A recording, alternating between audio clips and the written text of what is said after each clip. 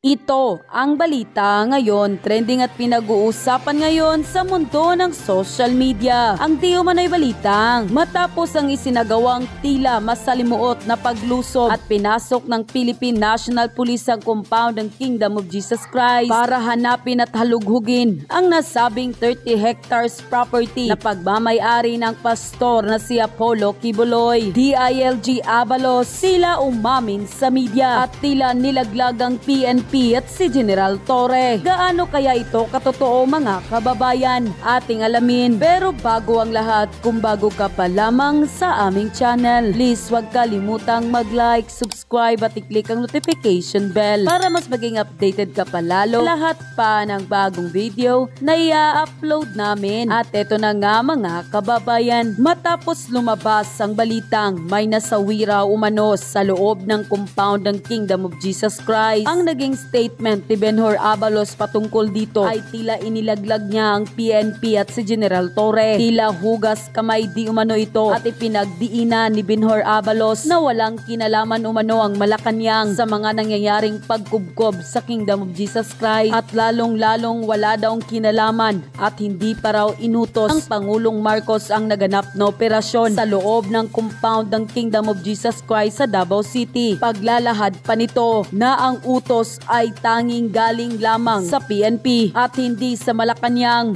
o kay PBBM nagmula ang utos. Ayon pa sa inilabas ng balita, Abalos Palace had no hand in KOGC operation. Department of the Interior and Local Government DILG Secretary Benjamin Abalos Jr. denied on Monday Malacanang Palace involvement in the police operation against the Kingdom of Jesus Christ KOGC. I give autonomy to the police if they feel there is adequate intelligence report because they know better than me. If they feel there is an adequate intelligence report, so be it. If they feel they need to serve it now or tomorrow, so be it. He said in an interview during the 110th founding anniversary of Cotabato Province. Abalos added that he did not want to obstruct justice, so he policed the leeway to attempt to serve the arrest warrant against KOGC leader Apollo Kibuloy, whom intelligence reports placed inside the religious group 30 hectares Davao compound. It is big. There is allegedly hidden passageway, so the police need to check it room by room. Just imagine how tenuous it is, he added. Abalos called on the public to bear with the police and their law enforcement duties. I hope nobody will obstruct so that we can finish it the sooner the better for everyone, he added, referring to the pending arrest of Kibuloy. He also made a personal appeal to the KOGC leader to turn himself in and face due process. Look at Laila de Lima. She has been accused of so many things, but look at the wheels of justice. Right now,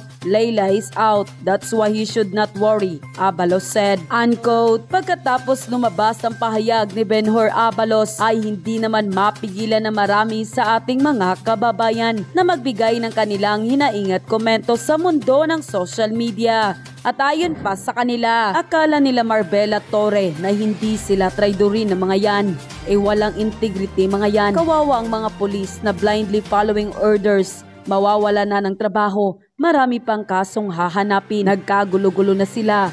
Kanya-kanyang hugas kamay. Yan ang mga napapala ng may ibang taong nagmamando na hindi naman hinalal. Lumulusot si Abalos, tambaloslos at Malacanang lovers galing ng drama. Kawawa ang mga pulis ngayon. Pag hindi sumunod sa utos na nakakataas, tatanggalin sa pwesto. Pero pag sumunod at nagkapalpak naman, ididiin rin. Papaanong walang alam? Sa dami ng pulis na karagrag ni Torre, walang basbas ng taas, papaano niya mapapasunod lahat yon? Kalukuhan. Nasa Pinas pa ba ang mga Marcos? Baka naman magiging Ukraine 2.0 na tayo. Wala pa tayong kamuwang-muwang. Mga kanona pala ang nagpapalakad sa mga pulis na yan. Kwentong iwas sa kaguluhan si Abalos. Nag-isip na naman ng ibang paraan dahil hindi nila akalain nahahantong sa pag-alsa ng mamamayan. Naghuhugas kamay lang yang si Abalos para kung anuman nga naman ang mangyari, PNP lang ang sisihin. Ginagawa na lang talaga nilang sindikato ang pagpapatakbo ng gobyerno. Nilaglag na ng palasyo si Torre at ang PNP. Abalos say walang kinalaman ng Malacanang sa nangyayari ngayon sa Davao City. at wala daw silang utos sa mga pulis. Yung PNP lang daw ang nag-decide kung ano man ang nangyayari doon. Patay kayo, Marbelen Torre. Laglag is real. Whatever consequence you will face from this PNP, you are on your own. Wala silang kinalaman dyan. End quote. Lahat ng pumasok na pulis, hindi armado. Walang baril, kahit isa. Hindi kami gumamit ng tear gas. Wala kaming ginawang ganun. So ano yung what they're talking about is political men. Hindi na totoo yan. You go to any human rights advocate, there's nothing that we did. Mr. President, hindi ka ba updated? Lahat ng sinabi mong akala mong wala, nangyari at meron. Sabi mo walang baril, pero may baril po. Sabi mo hindi gumamit ng tear gas, pero gumamit po sila ng tear gas. Mr. President! Mr. President! Ano na po bang nangyayari po sa atin, Mr. President? I-check-check nyo po sa ilalim po yung nangyayari. I'm really wondering, hindi ba talaga siya aware or pinagtatakpan ni Mr. President ang nangyayari? Ewan ko mga Lods, kayo na po humusga. Okay, start na. Magandang araw sa atin lahat, mga kababayan, saan man panig kayo ng daigdig naron. Dito na naman tayo sa another episode ng ating vlogs, Badong Ratelis po. Pag-uusapan natin yan, ito po, no, si Abalos, tila naghuhugas kamay, pero alanganin po no? Naghuhugas kamay siya, pero parang sinasabi niya na suportado niya rin at the same time, no? Sinasabi niya na ang ginagawa ni Torre ay wala siyang kinalaman. At the same time, suportado niya rin. Ganyan po itong mga tauhan ni BBM, yung mga pagkapalpak, hindi hugas kamay. Pero pag nagtagumpay, ako yan. Masyadong wais, no? Kaya po wala nangyayari. Lagi po hugas kamay. Kaya wala tayong nalulutas eh. Wala tayong nalulutas na problema kasi panay hugas kamay. Pati naman yung presidente, di ba? Lahat po na nangyayari ngayon ay hindi kanya, kundi minana lang. Lahat na nangyayari ngayon ay problema yan na nakaraan na dinatnan na. Eh alam po ninyo, sa totoo lang, alam naman yung may problema. Ba't kayo tumakbo? Ganun lang naman, no? Okay. Tuloy-tuloy pa rin po. Mukhang ang deklarasyon po nila Torre at ng PNP, hindi po aalis hanggat hindi nahuhuli. Kaya kung 6 years po sila dyan na 6 years po sila dyan na magbabantay. 2,000 pulis, hindi na po manghuhuli ng mga kriminal. 2,000 pulis, hindi na po makakasama sa, di ba kinakatwiran ni Marbil na kulang tayo ng police presence? No? Kaya tinanggalan si BP Sara at saka yung mga VIP. Kulang tayo ng police presence, kumbaga hindi natin na po protektahan yung mga mamamayan natin sa kriminalidad. Pero ang laki po ng ginugol natin. Parang kay BP Sara, ang laking question kay Marbil. General Marbil, napakalaking question po sa inyo. Yung pagtatalaga sa seguridad ng Vice President ng Pilipinas. No? Yun po pala ay handa kayong magtanggal ng police visibility, police presence para lang po mahuli ang isang may warrant of arrest. So hindi po consistent, no? Dapat kasi may consistency. Okay.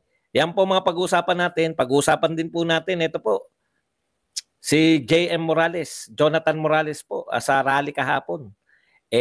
Binulgar na po yung matagal na katanungan sa kanya sa Senado. Sino ang yung informant? Sino ang yung nagsabi sa iyo na si BBM ay gumagamit at nagturo sa iyo ng kung saan sila gumagamit, no? Dito kay sa kondo ni Maricel Terry. Ni Aling Terry, Okay. Pag-usapan din po natin dating Undersecretary ng Finance ay pinabubulaanan po itong pambobola ni Recto tungkol po dito sa pagkalap ng pondo. Balik na po tayo kasi stand-off na po yan eh. Wala na pong katapusan yan. Yung hindi na po aalis dyan, no? Alam nyo, Tuwan-tuwa nga yung gobyerno natin dahil akala nila makakalimutan na ng mga Pilipino yung mga kapalpakan nila.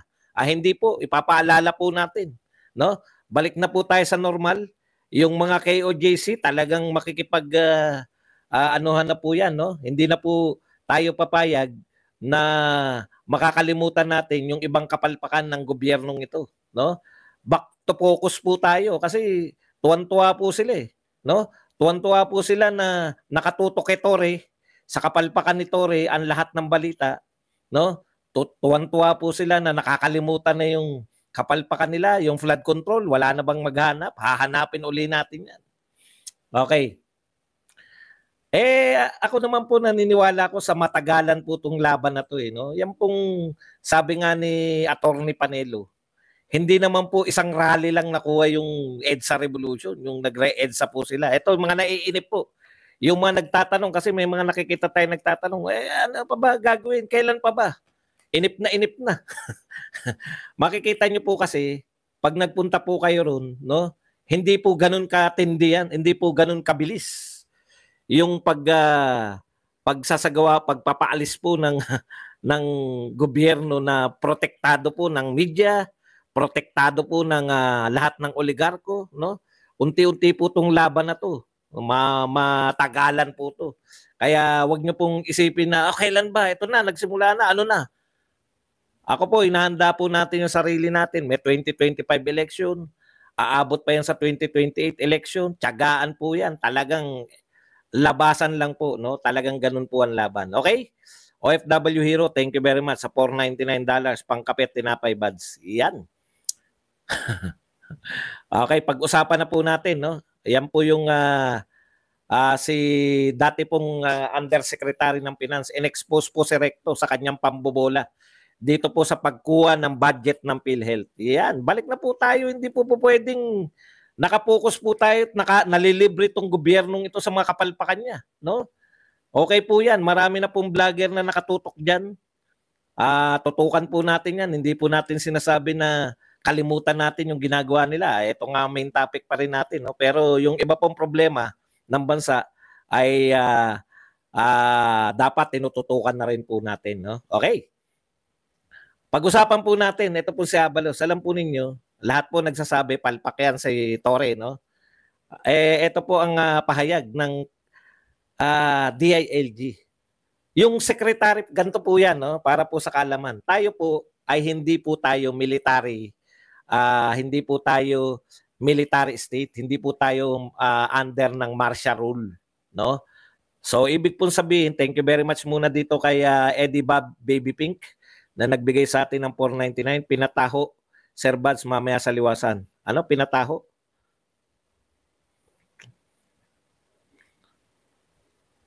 Okay. Teka muna, ano na nangyari? Thank you very much Mama, ay kay Eddie pala, kay Eddie Baby Pink. Hindi ko alam kung babae si Eddie Baby Pink o lalaki. Mata lang yung nakita. Okay, pag-usapan po natin 'to, no. Ito po, masasabi pong tagumpay yan kasi ang expectation po natin kung 2,000 po sunda. Wala po tayo, hindi po tayo under martial law ngayon, no? So sa makatuwid, kung hindi po tayo martial law, nalito ko. Thank you very much, Ma'am Eddie. Pantaho pala. Okay, thank you very much sa pantaho mamaya. Susubukan nating makarating. Sasaglitan lang natin kasi nagbabad ako ron kaya yung mata ko, alam niyo yung mata ko na naman. Ngayon, magana naman yung mata ko kasi lumalabas yung init sa mata eh. Ganun po yung nangyayari sa akin pag nagbibilad tayo doon. Anyways, ang nahi-heat stroke ako pag nakakaramdam na ako, punta na ako sa SM, palamig muna. Okay, anyway, balikan po natin tong paghugas kamay. Wala po tayo sa martial law, no? So, ito po, supremacy of civilian over military and police. Yan po yung ating yung Pilipinas ngayon, no? Yung superiority po, under po na civilian authority, yung police at saka yung tinatawag nating mga military. So, ibig sabihin, yung pamunuan po ng PNP, mula po sa pinakamataas kay General Marbil ay nasa ilalim po yan ng DILG Secretary. No? Siya po yung pinakapinuno ng pulisya. Kung ano po ang pag-uutos nito ni Abalos, susunod po yung kapulisan. Hindi po the other way around. No? Kasi po supremacy ng military and supremacy po ng civilian authority over military and police. Wala po tayo sa martial law. Okay. Kinakailangan ilatag po natin to. Ganon din naman po, yung AFP ay direkta po na mananagot dito po sa civilian authority o yung sekretaryong namumuno naman dyan, si Gibo Chodoro, na sekretary ng Department of National Defense. Kaya po, ito pong sinasabi ni Abalos ngayon, no, na siya po ay walang kinalaman. Ha? Wala po siyang kinalaman diyan sa nagaganap ginagawa ni General Torre. Actually, malaki po. Malaki po. Yun yung problema kung ang balak ay maghugas kamay. Ibang uri po talaga tong ating gobyerno na to. Pakinggan lang natin ng konti yung sa bandang simula lang kasi hindi ko gusto ko yung mismo yung mismo yung sinasabi ni Abalos yung marinig niyo mismuhan. Ito po yung sinasabi ni Abalos. Wala pong kinalaman maski dito. This is purely a police operation. Ako ay only... Okay. Wala pong kinalaman ang sino man dito kung hindi ito ay purely police operation. Di ba? Okay, sa nagtatanong po sa bakit ako biglang umalis, ganun po talaga pag nakakaramdam na po ako ng yung katawan natin parang bumibigay na. I-iska po na po. Umi-iska po talaga. Kasi masama na pakiramdam ko nun . Okay, ulitin natin sa mga hindi po nakarinig.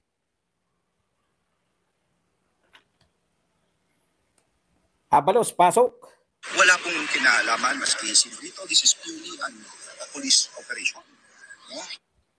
Wala pong kinalaman ang sino man dito. This is purely a police operation.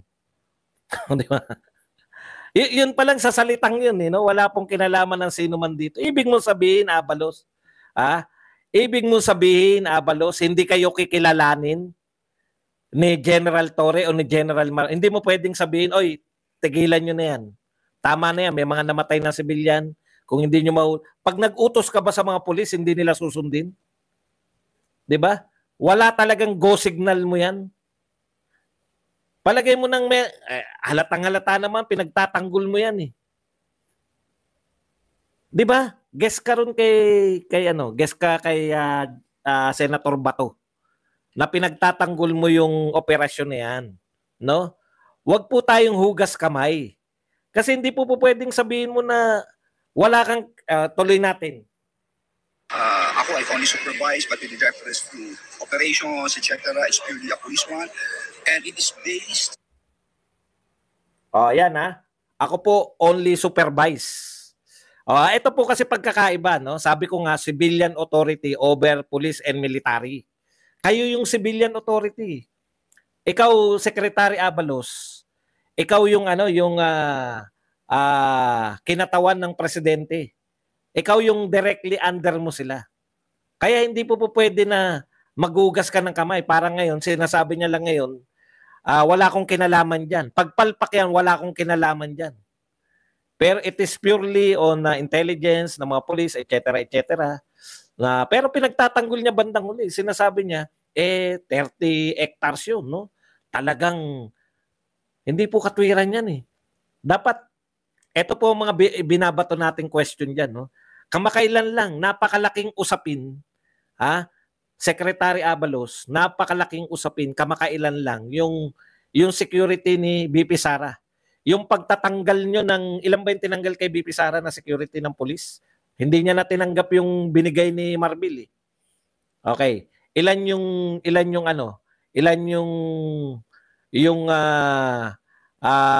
police na tinanggal. Ano ang katwiran ni Marbil? Kung bakit tinanggalan ng police escort si BP Sara? 75. 75 lang . Wala pang 100. Anong kinakatwiran ni Marbil, General Marbil? Bakit tinanggalan Meron ba namang vice president na walang threat? Hindi po yun eh.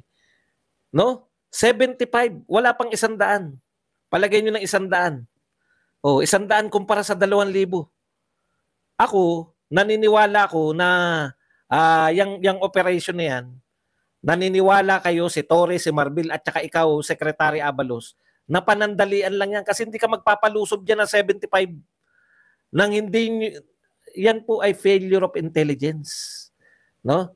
Yan yung sinasabi natin ngayon, pinangangatawanan na lang ni General Torre yung kanyang kapalpakan. Palpak yan, 2,000. Police operation, hindi naman po kayo, hindi po yan yung AFP operation na kukubkubin ninyo yung isang kuta ng kalaban. Halimbawa, NPA at ano pa. No? Hindi po ganun yan. Yung intention nyo dyan, mahuli, kaya nga 2,000. Wala pong ibang intention yan. Maghahalughog lang ba kayo? Hindi po. Huhulihin nyo yan. At handa ka na pumunta ron anytime kung nahuli. Bakit? Press conference, ang ganda po niyan para sa inyong senatorial campaign. Di ba? O ngayon palpak, hugas kamay. Pero nagtitira siya, no? Pinangangatwiranan niya pa rin.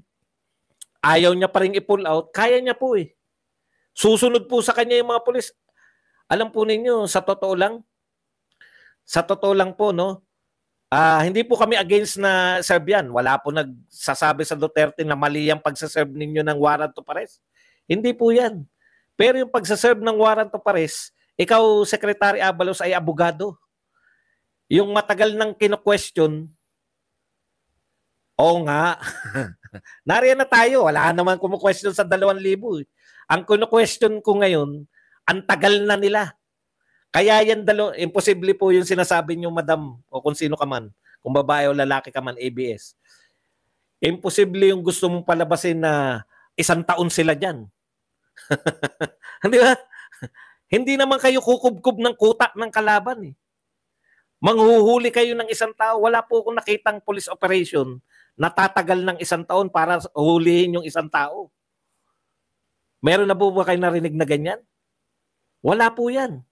Ito po, pangangatawanan yan. Kung ako si Torre, ito real talk ha.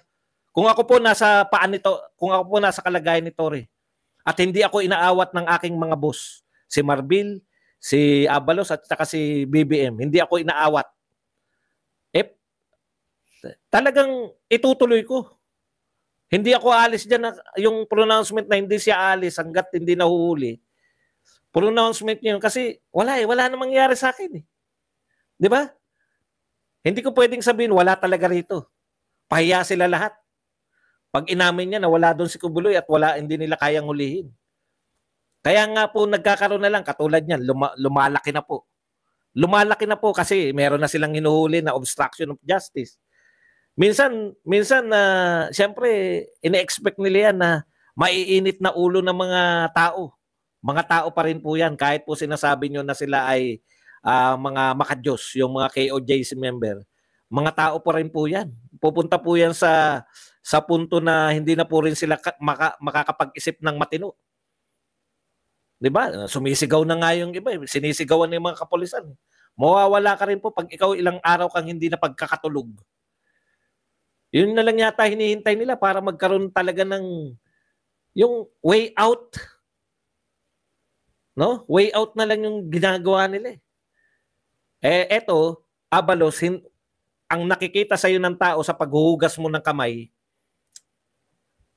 yung wala kang kinalaman, pero pinangangatwiranan at the same time, alam niyo yun, yung sanay na sanay po itong gobyerno na to, tayo po, galing tayo kay Pangulong Duterte. Pag sinabi ni Pangulong Duterte, wala naman pong sinabi si Pangulong Duterte na binabawi niya. Hanggang ngayon, pag nagsalita si Pangulong Duterte, kaya nakakabwisit yung sinabi ni Dan Fernandez. Yung sinabi niya, sabihin mo nga ngayon na joke lang yung pinapapatay mo yung mga drug lords. Wala pong sinasabi. Hanggang ngayon, sinasabi pa rin ni Pangulong Duterte. Pinangangatawanan niya. Kung ano po yung sinabi ni Pangulong Duterte, pinangangatawanan niya yan. Eto si Abalos, hugas kamay agad eh. Pero at the same time, pinangangatwiranan niya yung ginagawa ni Torre na malaki kasi, 30 hectares kasi. Wala po ako nakitang police operation na magtatakal. Una, wala ako nakitang police operation na 2,000. 2,000 pulis ang involved. Tapos hindi nila nakuha yung target. Ngayon lang po ako nakarinig yung sa 44 po. 44 nga eh. 44 lang. Imagine niyo. Dito, 2,000. Armado po yung mga kumbaga yung kalaban nila ng sa 44, alam nilang armado, alam nila na mapapalaban sila. No? 44 lang sila. At nakuha po nila yung target.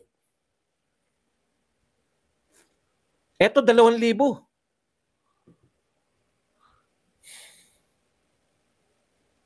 Nakuha nila yung target di ba? Nasa 44. Ang palpak na nung paalis na sila eh. Yung walang, yung, anong tawag doon? Yung, parang Pinoy na Pinoy. Bumabalik tayo sa Pinoy style ng governance. Wala kang maririnig. Wala kang na maririnig ngayon. Doon, ganun sa Pinoy. Hinayaan lang nila. Nakuha nila yung target. May target sila. Yung sa 44, nakuha nila. 44 lang sila. Ano po yun? Hindi po simpleng tao yung target nila. Protektado yun ng mga armadong mga kalaban. Tignan po ninyo. Hindi lang sila nagtagumpay yung ano na sila kasi walang suporta eh. Ang bagal eh. Okay. Sa totoo lang po, hindi nyo pwedeng Secretary Abalos, hindi po pwedeng yung pag sa tagumpay, halimbawa, nadakip nila si Pastor Kibuloy. Tsak yan, nariyan ka sa presscon eh. Pero ngayon, pagpalpak, wala kaming kinalaman dyan. Yan ay purely police matter. Supervisory lang ako. Supervisory ka pala, anong gagawin mo ngayon? May pronouncement na yung police mo. Under sa'yo yan. Na hindi sila alis hanggat hindi nila mahuli. Anong gagawin mo? Babakbakin na nila lahat. Yung KOJC compound para mahuli.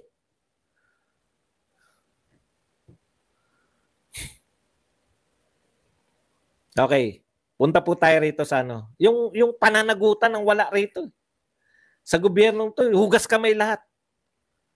Pogo issue, legal yan nun eh.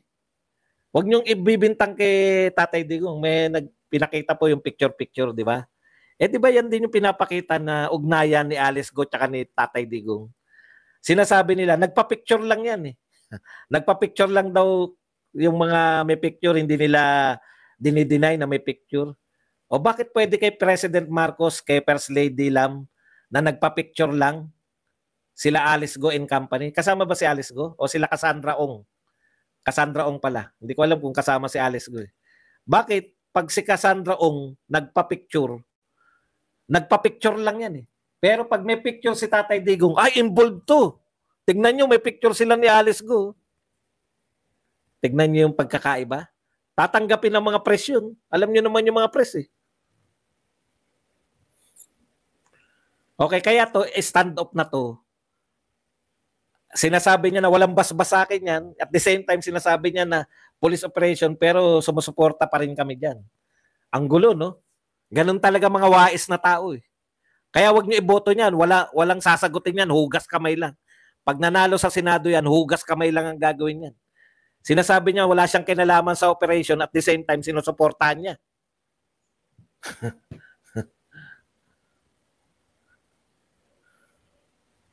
Okay. Ngayon, wala po ako nakita na sasabihin ng pulis na hanggat hindi namin nahuhuli. Paano kung hindi nyo mahuli ng 4 na taon? 4 na taon yung 2,000 pulis dyan? Okay, punta na po tayo sa ibang balita. Ito po, takantaka ko, no? May interest sila lahat kay J.M. Morales noon. Nung sinasabi ni J.M. Morales na meron siyang... Ako nabigla eh. Hindi ko alam na may i-reveal ni J.M. Morales yung kanyang ano, anong tawag doon? Yung kanyang, di ba tinatanong niya sa Senate, sino yung sinasabi mong informant, no? Na nagturo na kaya siya merong PDEA, yung may stapler, yung source niya ng info na si BBM, tsaka gumagamit sila doon sa condo ni Maricel, ni Terry, dyan sa Rockwell. O ngayon, sinabi, no? Akala ko, revelasyon, J.M. Morales, sinabi na si Bong Dasa. Sa kasawiyang palad po, wala pong isa nagbalita. Bidi daw, kala ko nga, puta Bidi, mamaya badong to. Baka, puta Bidi, baka si badong to.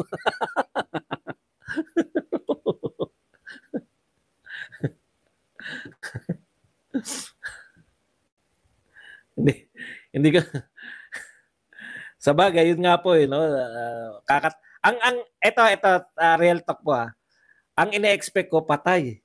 Ang iniisip ko bukas, sabi ko, bukas to ang balita, titirahin si Morales kasi how convenient na yung ituturo niyang informant niya ay dedo na, di ba?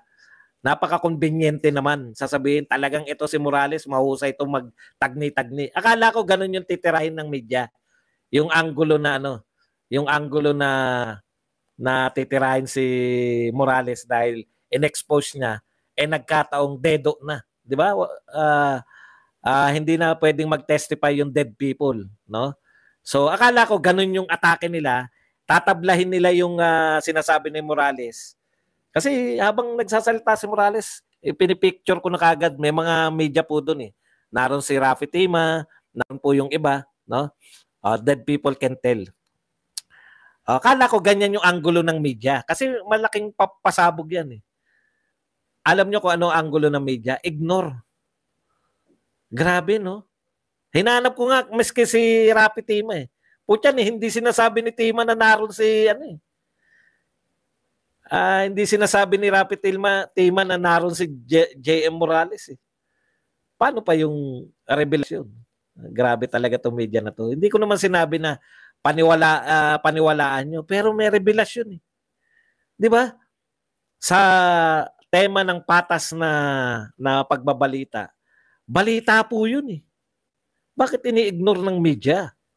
Yun eh. No, talagang ang media natin, hindi mo na mapagkakatiwalaan eh. At yun na nga mga kababayan, ano na ang masasabi mo? Kung mayroon kayong hinaingat komento patungkol sa balitang ito, please comment down below. Pag-uusapan natin yan sa comment section. At kung nagustuhan nyo ang video, ay huwag kalimutang mag-like at i-share na din para mas marami pang makaalam at umabot ito sa marami sa ating mga kababayan. Maraming salamat po!